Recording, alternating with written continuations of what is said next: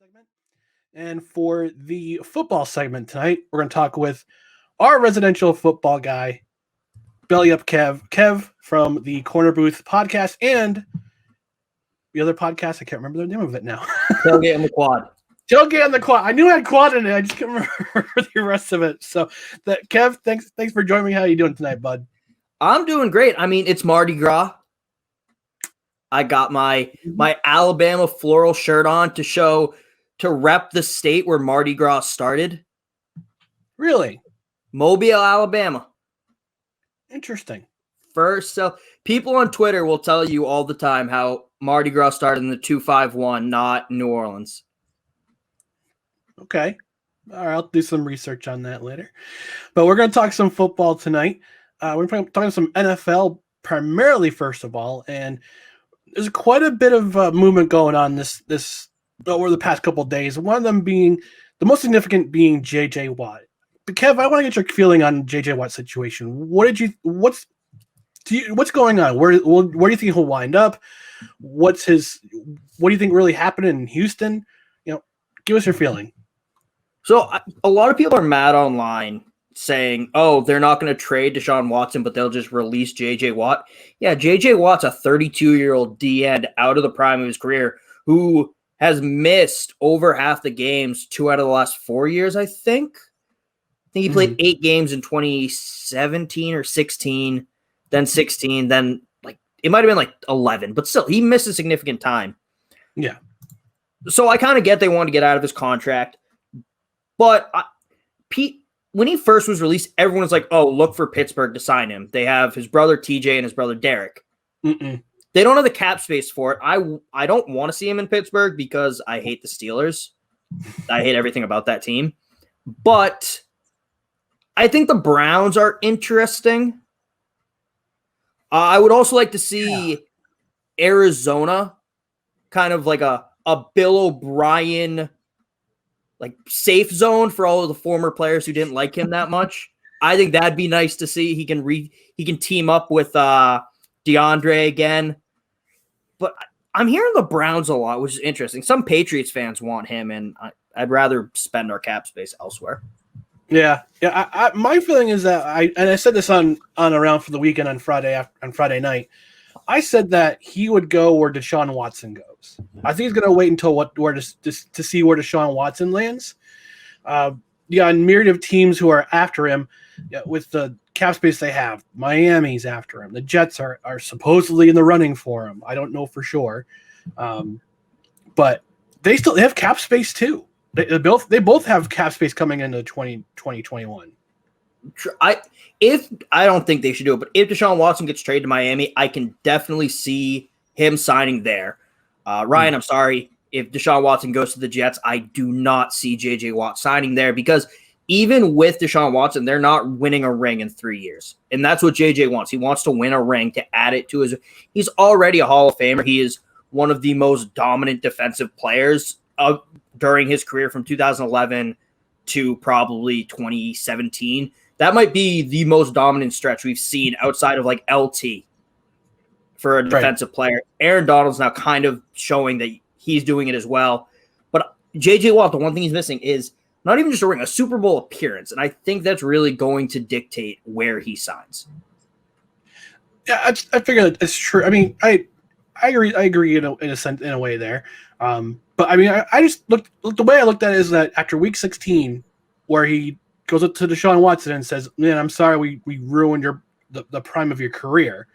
That makes me think that he has a little bit of guilt in him, just to say I want to make sure this kid gets to the playoffs, gets a ring, or gets the Super Bowl. So I want to go where he goes. Cap space be damned. Watch him sign for the league minimum just to get Deshaun Watson a ring. He has a Tom Brady-esque career because he just plays till he's 45 somehow just so he can help Deshaun win a ring. That could happen. That'd be glorious. That would be fun.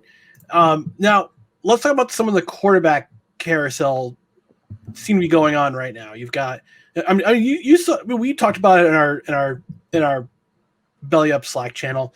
We talked about that crazy trade proposal that Nick Wright put out. and I talked about it a little bit on around for the weekend too. I think he's completely out of his mind. I hate 95% of Nick Wright's takes. If they're sports related, I hate 100% of them. But sometimes he does talk about kind of life outside of sports, and I agree with most of those. I think he's a smart guy, but that trade makes no sense. Why would the 49ers give up Nick Bosa? Why would they? And to a division rival too. Yeah, no, it makes no sense. Like, I do buy into the rumors a little bit that Russell Wilson's unhappy, but I think it doesn't seem like he's so far gone. I feel like Seattle would more likely just kind of go, hey, Russ, like, what do you want us to do? Instead of, oh, yeah, he's unhappy, we're going to trade him. No, and to see them trade one of their best defensive players coming off a knee injury, sending him to a division rival would just be completely bonkers. And also the fact that you don't ever see a 4-team trade in the NFL to begin with. You might see 2. You'll definitely see 2 teams trade. Yeah. You might see a 3. No, you won't see 4. No. And also, I mean, the 49ers trading Nick Bosa would be so stupid. Yes, they need an upgrade at the quarterback position to get over the hump. You saw it in the second half of the Super Bowl last year. When the Chiefs came roaring back, the 49ers offense couldn't get a lot done. But don't trade the future of your franchise. Edge rusher is probably the second most important position on a football field behind the quarterback. You could argue left tackle too, but as of right now, the way the NFL is going, it's like quarterback 1, 2A edge, 2B tackle. Mm-hmm. You're not going to trade the future franchise, knee injury or not, to get marginally better at another position. No, it's and especially to a team rival too. Yeah, that's. I mean, that's like I think the Patriots and the Jets have played 2 trades in the last 30 years for each other. Yes, I think didn't we trade y'all Demarius for a 6th-round pick next year. Yeah, so you'll see like small trades, but you're not going to see a blockbuster trade between rivals. No. It never happens.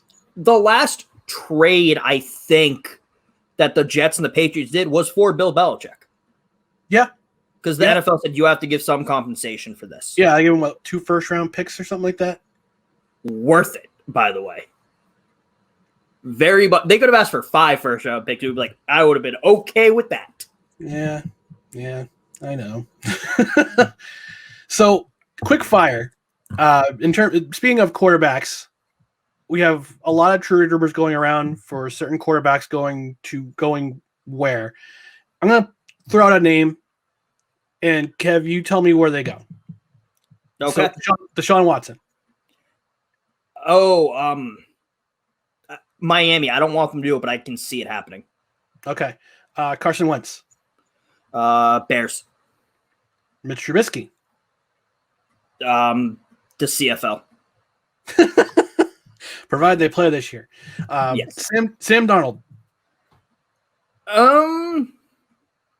The Raiders. Really? They want to get off of Derek Carr's contract. I can see them making a swing. Also, I haven't really thought about Sam Darnold much. I don't have to watch him every Sunday, so I don't think about him. I do. Hey, if Adam Gates is not in the sideline every Sunday, I'll be very happy. Speaking of the Raiders, Derek Carr. The Jets. Just trade. Okay. Interesting. All right. So if one of those happens, I'm never shutting up about it. I'm a Yeah, I never shut up about the fact that Cam Newton landed with the Patriots this year. So so it's your fault. You're the reason I had to go through that. You're welcome, buddy. Hey, if I have to suffer, you have to suffer too. Fair. I mean, at least I have 6 Super Bowl rings to kind of console myself. Yeah. It's like the clip from Zombieland when Woody Harrelson's like wiping his eyes with stacks of money. That's me, but with Super Bowl rings. Oh, goodness. All right, so let's talk about something that happened this weekend, this past Saturday night. And I didn't catch the games, but I caught clips of it on YouTube. But it looked kind of fun. The fan-controlled football. We got some notable names out there. One of them being Johnny Manziel. You've got Quentin Flowers from the XFL's Tampa Bay Vipers, formerly the Tampa Bay Vipers, until next year when the XFL comes back. But I'm super excited about New York Guardians coming back. I'm going to finally be able to go to a game. Man, Jared and I talked about before they kind of had to stop the season and like stop having fans. I'm a Battlehawks fan. Like I said, like I like to say, I'm a lifelong Battlehawks fan as of 7 months ago. Right. So I love the Battlehawks. I have a Battlehawks t-shirt and a sweatshirt somewhere around my room. I don't know where they are right now. Yeah. But I'm so excited to watch the Battlehawks. Yeah, I didn't get a chance to go to the any Guardians games because A, we had COVID, and B, I was finishing school, so that kind of prevented me from doing any kind of extra traveling. But I'm excited for XFL to come back. But let's talk about fan control football. Tell me did you watch any of the games? Did you watch the highlights like I did? Tell me what you saw and what you think of it. I watched the highlights. First off, I love Johnny Manziel. I know he's a horrible person, but he's just electric. He's an electric factory, and that's what fan-controlled football is. It's electric. It gets the fans involved in a way that you haven't really seen before. I think some idiots are going to take over the game eventually and just call 4 verts every time on offense and engage 8 every time on defense. But and I know it's not 8 on – I don't think it's 11 on 11, is it? No, it's 8 on 8. Okay. So they'll call like engage 6 then and just drop 2 back in coverage. But and also they have Marshawn Lynch calling some games, which is amazing. Oh, that was so much fun. It's perfect. They need to have Marshawn do that for the NFL too. Yeah. But to me, I thought it kind of looked like a hybrid between arena football and backyard football, especially for the extra point. There's no kickers, but you do a one-on-one cornerback, wide receiver, quarterback has to throw the ball. You get 2 points if you score. I think that's so cool. That's crazy. But it's fun, but it's also it's fun, but it's also kind of crazy. Just backyard rules. It also looks really weird because they just have the football like set on a nightstand tape, like a side table, a stool, a step stool. Yeah, and there's a guy just sitting in front of it watching the football. Yeah. And one of the cool things I kind of noticed was the fact that for the overhead cameras, they were using drones. They weren't using cable cams. It was drones. That's so smart, though. It is because you're in an arena where you don't have to go the extra cost of buying one of those giant cameras that costs $150,000, and then splice out the cable to go across the arena. You guys just got drones. It's a great idea until either someone gets it, the ball hits it and it gets knocked out of the air, or the battery dies and it gives a player a concussion. But until that point, I love it. No, it's definitely a lot of fun. It's on Twitch, so I'm going to check it out this weekend. Yeah, just sign myself up with an account. Because I don't have Twitch. I don't game. I don't do video game play. I don't play video games. So I'll have to get myself an account and check it out. I have a Twitch. I don't stream because I'm bad at most video games, but I'll watch stuff on it. Yeah, I'd be the worst gamer ever on that show on Twitch. It's like, hey, come watch the worst player ever. It also sucks. Like I've tried streaming before, and I don't really like talking while I'm playing games.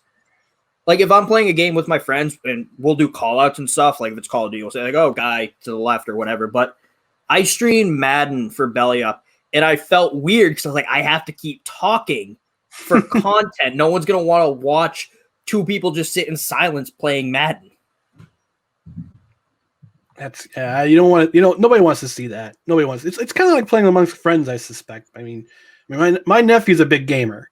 He's in college and he brought his PS4 with him when he went to college. So he's playing video games on the weekends outside of schoolwork. Well, up until football season starts, but once spring training comes into play, he probably won't be playing as many video games anymore.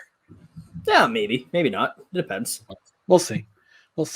All right, so I got one more thing for you here, Kev, before we wrap things up for this round.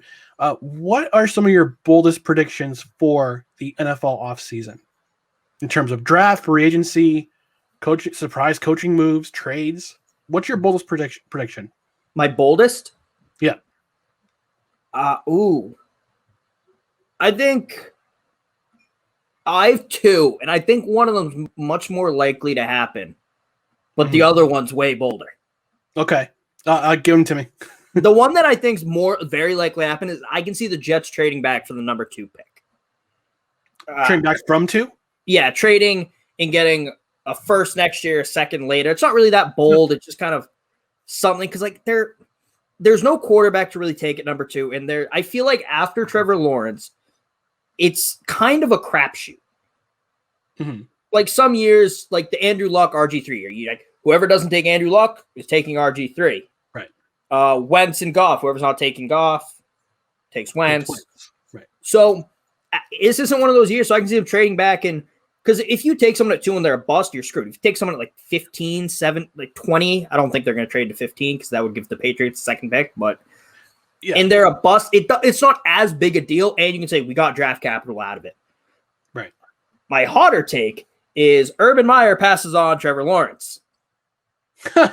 For Justin Fields?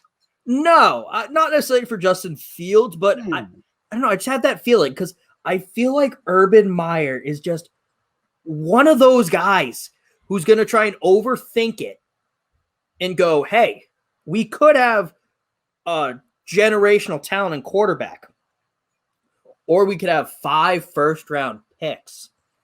And then even with Urban Meyer, if it doesn't work out, he'll just fake a heart attack in a couple years. So what you're saying is that Urban Meyer is a wild card? Yes. Wild card! It's ridiculous because also look at his hires.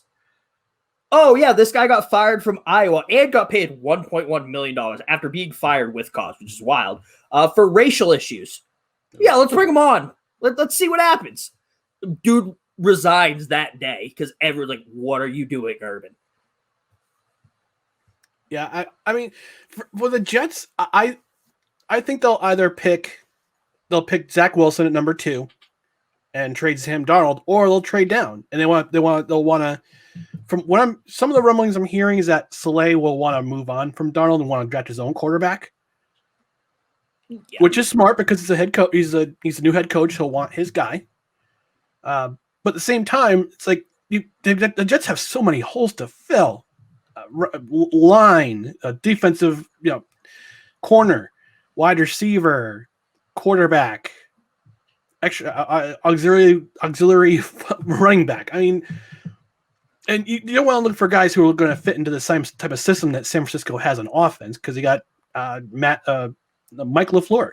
He's the guy who's helping with he's the offensive coordinator. Yeah, I'm trying to think of teams that have multiple firsts because I could see the Jets trading back to one of these teams that has multiple first-round picks and then taking a quarterback with their earlier pick and then snagging a guy like Alex Leatherwood later in the first. It gave some of that O-line help, and also, even if it's super late, if it's like the 32nd overall pick, you might be able to grab a Landon Dickerson there because he's coming off an ACL tear. So the only 2 teams that have multiple picks in the first round are the Jaguars and the Jets. Where did the Jets also pick? 23. 23 for the Jamal Adams. Mm-hmm. So they don't even have to do that. They can just trade back later to get like the 12th overall pick and then take a tackle or something later in the first. Well, I have a feeling if they're going to trade back, they'll stay in the top 10 somewhere. So a team like Carolina or Atlanta might trade up, take number 2, take a Wilson or a Fields. The Jets can sit there and wait for a tackle or a wide receiver or a corner to come to them. One thing, though, if the Jets trade back and take a quarterback, if they take Mac Jones, I will legitimately cry. I will buy a Mac Jones jersey. I will buy a Mac Jones jersey if the Patriots draft them, like draft night, ordering it. Oh, it's just draft Mac Jones. I will drink your tears. But in the meantime, I'm going to wrap up this segment, Kev. Thanks for joining me. Where can people find you personally on Twitter? Where they can find your shows? You have the floor. Can find Tell the me audience. at Belly Up Kev. Boom. My voice Okay. just awkwardly cracked in the middle of that. That happens to me too. At Belly Up Kev, if you want a lot of Alabama takes and also weirdly tweeting about the Twilight Zone at 2:00 in the afternoon, I do that too. I'm a Renaissance man. I do it all. At Korner Booth Pod on Twitter, Instagram, Facebook. And then at Quad Tailgate is Tailgate on the Quad's Instagram or Twitter. I don't have an Instagram for that because I am lazy. But at Quad Tailgate, we're taking a brief hiatus. We recorded a couple episodes, and then the off season came. I'm doing with a Penn State fan, so there wasn't a lot to talk about really. Like after we did the last couple episodes, so we're looking to start that back up in August. That Penn State fan is not me, by the way. Just FYI. Yes, no, it is not Ryan. It's a buddy of mine from high school. Yeah. So, I meant to write for Belly Up. There we go.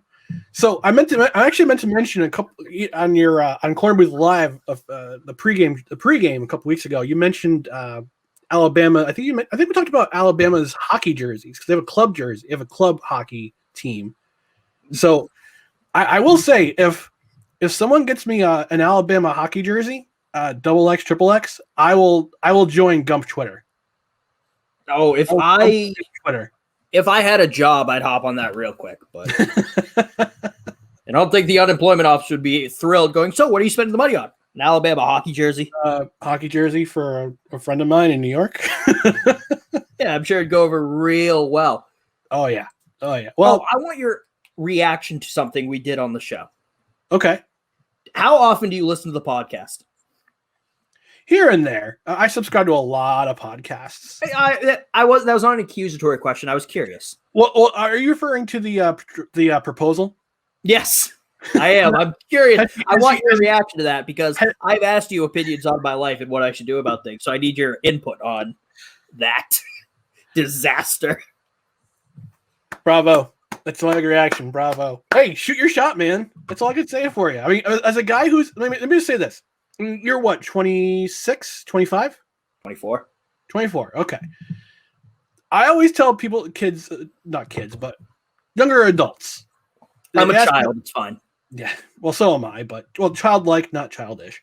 But if I get relationship advice, I'm in my mid-40s, I'm not mid-40s, my early 40s, I'm still single, I'm still trying to work my way through. They ask me, like, what, people ask me if they're younger, if they're in their 20s, relationship advice. I say, get married and have kids.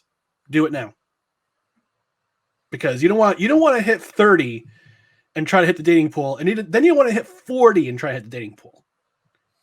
It's not fun. I mean, but also don't settle. And if you're going for women in their mid 30s, like their standards are a lot lower then. Like, oh, you have a job and don't have a criminal record? Okay.